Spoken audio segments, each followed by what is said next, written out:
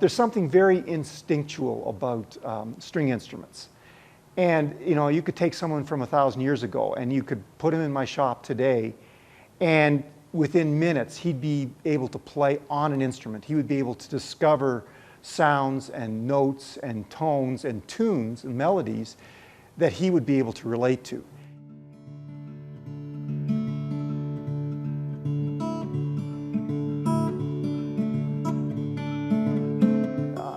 I get real excited about is I am building instruments that will live longer than I will.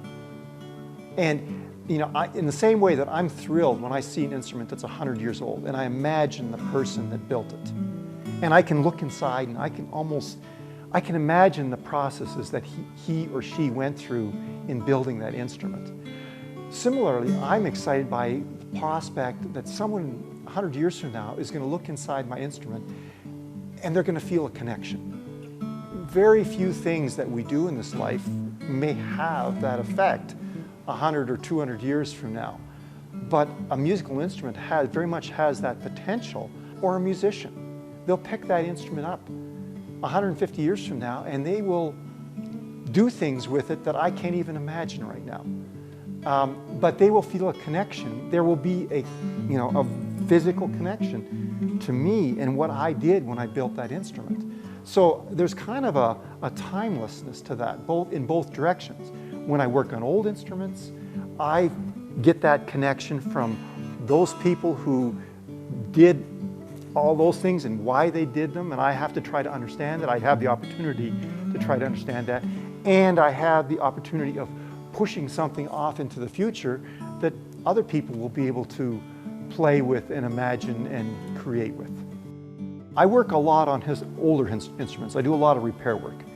And people say, well, a lot of people fall into one category. Either they do repair work and restoration work, or they build new instruments. I like both for some reason. I like doing both. And one of the things that in examining and working on old instruments, each one tells a story. Each one has a history, has a unique, audible story to tell. And so I can learn a lot from looking at an instrument. I mean, my basic way of learning has been to examine. So when an instrument comes in that sounds, that I think is exciting the way it sounds, I'll poke and I'll prod and I'll tap it and I'll measure it and I'll look inside and I'll try to figure out and understand why it sounds the way it does. That I've had this opportunity, and I continue to have the opportunity to build and to work on musical instruments. I think it's the most fascinating thing I can imagine for myself. And also working with musicians, I've met incredible people who always have new ideas that they kind of evoke out of me. And every instrument I build, every instrument I work on, it leaves my shop and with a blessing. And I, it thrills me to think that someone may play that instrument. It thrills me to hear one of my instruments being played by someone else and being cared for.